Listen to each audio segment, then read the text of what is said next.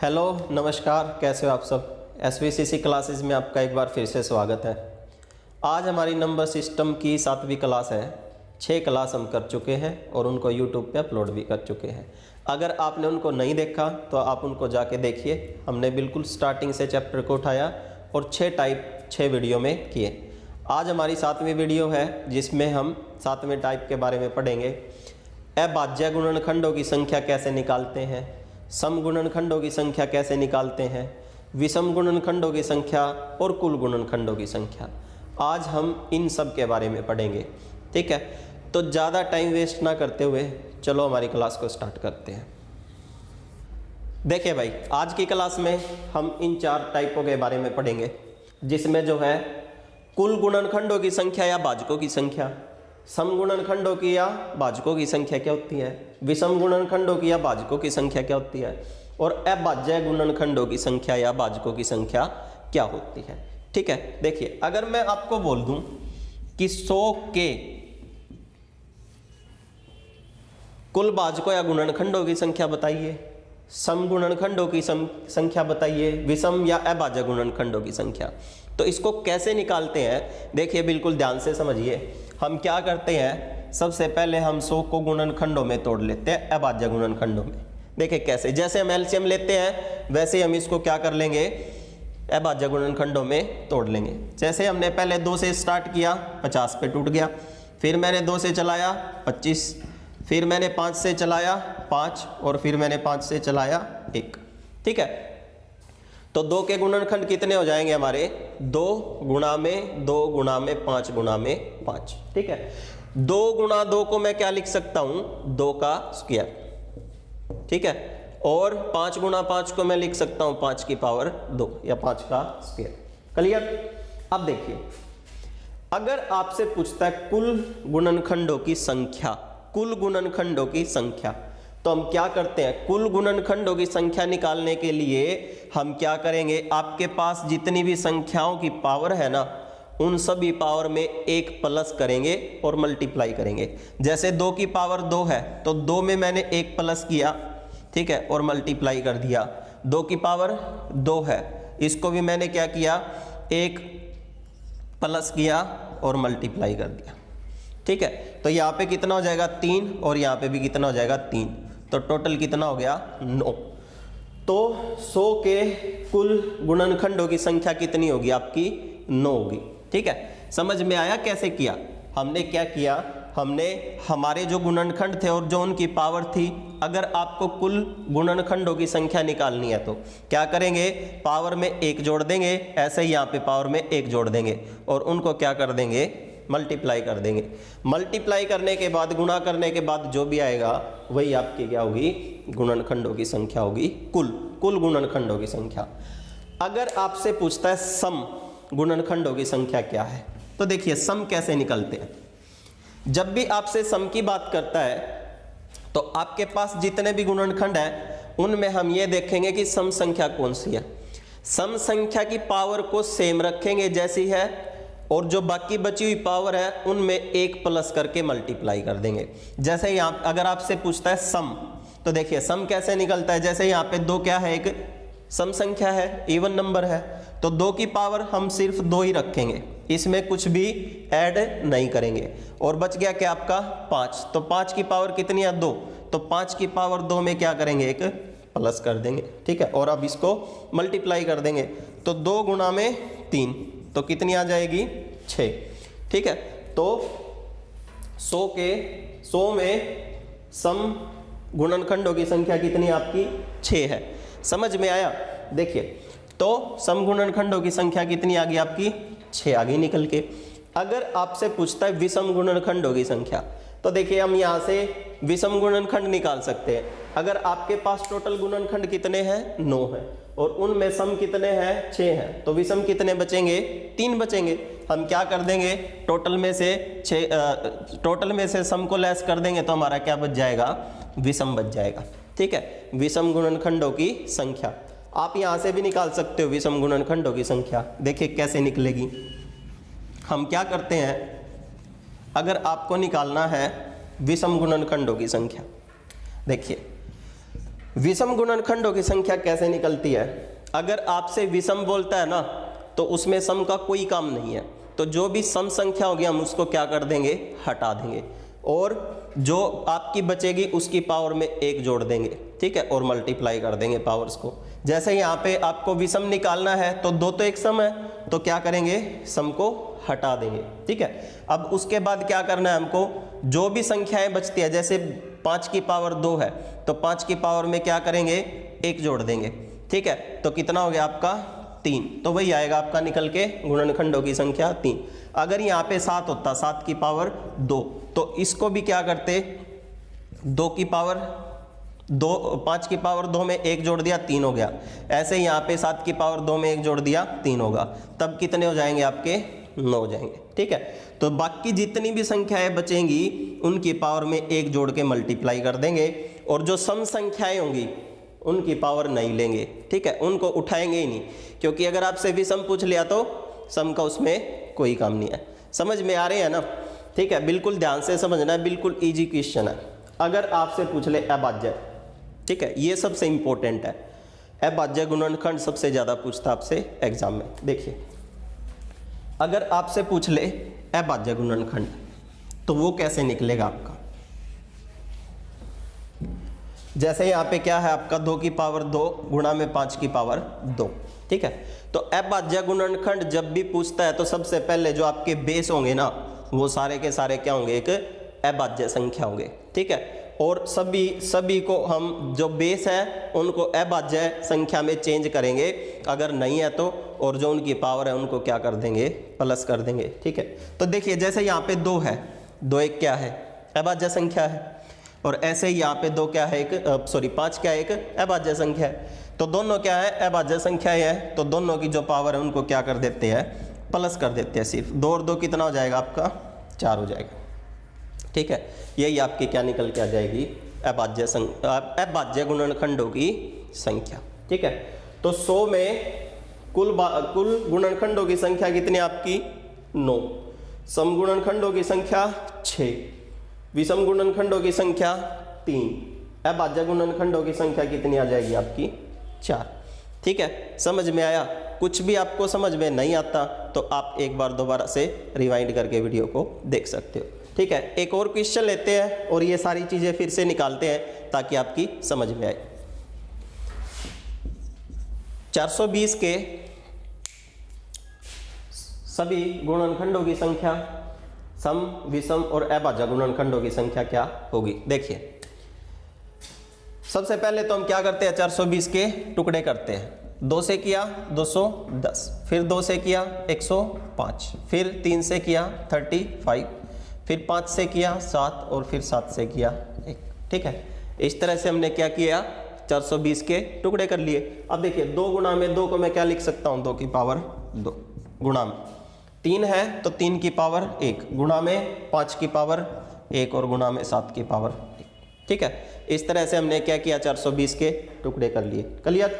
अब देखिए, अगर आपसे पूछता कुल गुणनखंडों की संख्या, तो जो आपके पास पावर है उनमें क्या करो, 1 प्लस करके मल्टीप्लाई कर दो। जैसे यहाँ पे 2 है, ठीक है, पावर 2 की पावर 2, ठीक है, तो 2 में 1 जोड़ देंगे, कितना हो जाएगा, 3, गुणा में 3 की पावर 1, 1 में 1 जोड़ देंगे, कितना हो जाएगा, 2, गुणा में 5 की पावर 1, 1 में 1 जोड़ दिया, कितना हो गया, 2, और गुणा में 7 की पावर 1, 1 में 1 जोड़ दिया, कितना हो गया, 2, ठीक है। अब इन सभी को गुणा कर देंगे तो हमारे क्या निकल के आ जाएंगे, कुल भाजकों या गुणनखंडों की संख्या निकल के आ जाएगी, ठीक है। 3 दूनी 6, 6 दूनी 12, और 12 दूनी 24, ठीक है।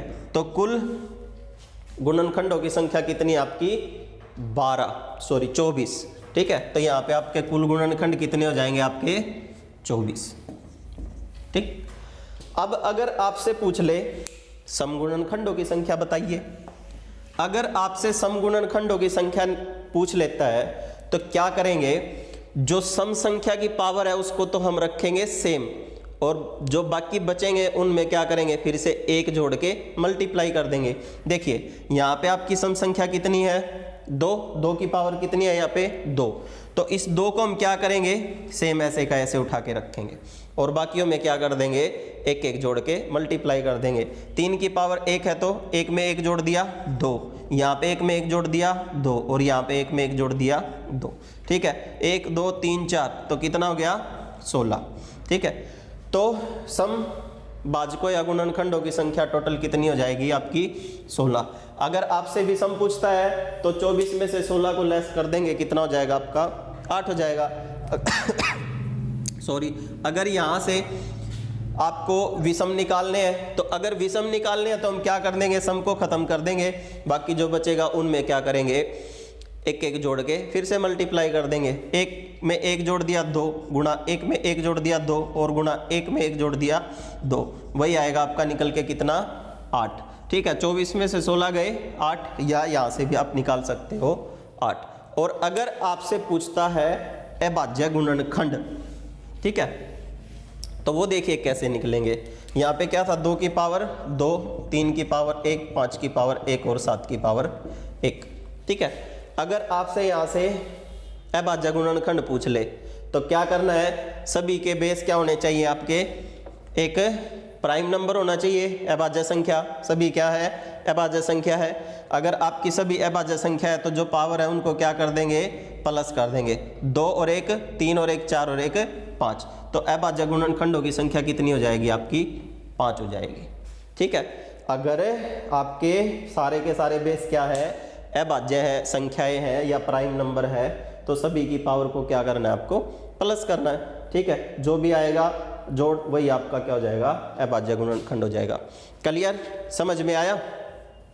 देखिए सेकंड टाइप इसमें क्या आता है आपका, देखिए भाई नेक्स्ट टाइप, 4 की पावर 9 गुणा 9 की पावर 4 और गुणा में 7 की पावर 7 में अभाज्य गुणनखंडों की संख्या बताइए। अभाज्य गुणनखंड निकालने के लिए मैंने आपको बताया कि जो बेस होता है आपका वो क्या होगा, एक हमेशा एक अभाज्य संख्या होगी, और अगर नहीं है तो हम क्या करेंगे, उसको अभाज्य संख्या में चेंज करेंगे। ठीक है, तो हम पहले क्या करते हैं, इनको अभाज्य संख्या में चेंज कर लेते हैं जो बेस होगा। ठीक है, कैसे, देखिए 4 को मैं क्या लिख सकता हूँ, 2 की पावर 2 ऐसे लिख सकते हैं इसको 4 को, गुणा में 9 को मैं क्या लिख सकता हूँ, 3 की पावर 2 और बार कितना आपका पावर 4 है, और गुणा में 7 तो पहले क्या है, एक अभाज्य संख्या है। ठीक है, और जब पावर एक अंदर है एक ब्रैकेट से बाहर है तो दोनों क्या हो जाती है, मल्टीप्लाई। तो इसको क्या लिखा जा सकता है, 2 की पावर 18 और गुणा में इसको क्या लिख सकते हैं हम, 3 की पावर 8 और गुणा में इसको क्या लिख सकते हैं, 7 की पावर 7। ठीक है, सभी बेस क्या हो गए, एक अभाज्य संख्या हो गई। तो अब हम इसके अभाज्य गुणनखंड बिल्कुल आराम से निकाल सकते हैं। क्या तरीका है, जो इनकी पावर है उनको क्या कर देंगे, प्लस कर देंगे। 18 और 8 26, 26 और 7 कितना हो जाएगा आपका 33। तो इस संख्या में अभाज्य गुणनखंडों की संख्या कितनी आपकी 33 है। समझ में आ रहे हैं ना। अगर आपको कुछ भी समझ में नहीं आता तो आप एक बार फिर से रिवाइंड करके देख सकते हो। ठीक है, डाउट मत रखना किसी भी तरह का। अगर कोई भी डाउट रहता है तो आप जो है कमेंट करके बता सकते हो। ठीक है, देखो नेक्स्ट क्वेश्चन, देखिए अगला क्वेश्चन सेम टाइप आपका, अभाज्य गुणनखंडों की संख्या बताइए क्या है। 18 की पावर 10 गुणा 15 की पावर 20 और गुणा 12 की पावर 5 है। ठीक है, देखिए क्या करेंगे, सबसे पहले सभी के जो बेस है उनको अभाज्य संख्या में तोड़ लेंगे। जैसे 18 है, 18 को हम क्या लिख सकते हैं, 2 गुणा में 9 ऐसा लिखा जा सकता है। और 9 को भी मैं क्या लिख सकता हूँ, 3 गुणा में 3। ठीक है, टूट गए सभी। अब आया 15, 15 को मैं क्या लिख सकता हूँ, 5 गुणा में 3। ठीक है, और 12 को मैं क्या लिख सकता हूँ, 3 गुणा में 4। अब 4 भी क्या है, एक अभाज्य संख्या नहीं है, तो इसको भी मैं क्या लिख सकता हूँ, 2 गुणा में 2। तो इस तरह से हमने क्या किया, सभी को अभाज्य संख्याओं में तोड़ दिया। सबसे पहले जो बेस है उसको, तो देखिए 2 की पावर क्या रखेंगे, 10 गुणा में 3 की पावर भी क्या रखेंगे, 10 और गुणा में इस 3 की पावर भी कितनी हो जाएगी आपकी 10। ठीक है, और गुणा यहाँ पे 5 की पावर कितनी हो जाएगी 20 और यहाँ पे 3 की पावर कितनी हो जाएगी 20। ठीक है, और गुणा में यहाँ पे 3 की पावर 5 गुणा 2 की पावर भी 5 और 2 की पावर भी 5, 2 की पावर भी 5 और गुणा में 2 की पावर भी आपकी क्या होगी 5 होगी। ठीक है, इस तरह से हमने क्या किया, सभी की पावर को रख लिया। तो अब देखिए सभी क्या है आपके बेस एक अभाज्य संख्या है, तो जो आपकी पावर है उनको क्या कर देंगे, प्लस कर देंगे। देखिए 10 10 10 30 30 और 40 20 और 20 40 30 और 40 70 70 5 5 5 15 70 और 15 कितना हो जाएगा 85। तो अभाज्य गुणनखंडों की कितनी संख्या हो जाएगी 85। ठीक है, समझ में आ रहे हैं ना, क्लियर। देखो भाई एक और क्वेश्चन आपके सामने सेम टाइप आपका 52 की पावर 10 26 की पावर 5 और गुणा में 51 की पावर 20 में अभाज्य गुणनखंडों की संख्या क्या होगी, ये हमको निकालना है। सबसे पहले क्या करेंगे, जो हमारा बेस है उसको हम एक अभाज्य संख्याओं में तोड़ लेंगे। देखिए कैसे, 52 है, 52 को क्या लिख सकते हैं हम 13 गुणा में 4, और 4 को भी क्या लिखा जा सकता है 2 गुणा में 2। ठीक है, तो टूट गया, तो 13 की पावर कितनी हो जाएगी 10 और गुणा में 2 का ये स्क्वायर आपका, तो 2 का स्क्वायर करेंगे इधर, बार कितनी पावर है 10, तो 2 की पावर कितनी हो जाएगी इधर 20। ठीक है, ऐसे भी लिख सकते हैं हम इसको, या 2 की पावर 10 गुणा 2 की पावर 10 ऐसे भी लिख सकते हैं। गुणा में अब हमारा है 26, ठीक है, तो 13 गुणा में 2 यहाँ पे हो जाएगा, तो 13 की पावर कितनी हो जाएगी इधर 5 और गुणा में 2 की पावर कितनी हो जाएगी 5। गुणा में 51 को मैं क्या लिख सकता हूँ 17 गुणा में 3, 17 तिया 51। ठीक है, तो 17 की पावर 20 और गुणा में 3 की पावर भी कितनी हो जाएगी 20। ठीक है, हमने क्या किया, सभी को अभाज्य गुणनखंडों में तोड़ दिया। अब क्या करते हैं, अगर आपको अभाज्य गुणनखंड निकालने हैं सभी के, तो जो पावर है आपकी उनको क्या कर देंगे प्लस कर देंगे, कर देते हैं प्लस। 10 और 20 30, 30 और 10 40, 40 और 40 कितना हो जाएगा 80। तो इसमें अभाज्य गुणनखंडों की संख्या कितनी आपकी 80 या 80। ठीक है, समझ में आ रहे हैं। देखिए और लेते हैं क्वेश्चन ताकि आपका डाउट क्लियर हो।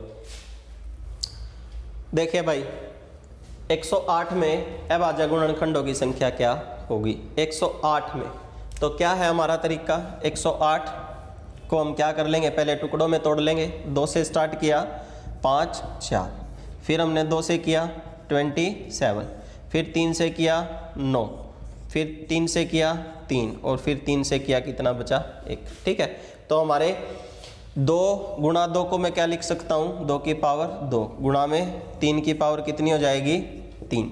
ठीक है, अब हमको क्या निकालना है अभाज्य गुणनखंड। अभाज्य गुणनखंड तो 2 की पावर 2 है, 3 की पावर 3 है। अगर आपको अभाज्य गुणनखंड निकालने हैं तो क्या कर देते हैं, दोनों को प्लस कर देते हैं, तो 2 और 3 कितना हो जाएगा 5। तो आपके अभाज्य गुणनखंडों की संख्या कितनी होगी 5 होगी। क्लियर। देखिए नेक्स्ट क्वेश्चन लेते हैं आपका।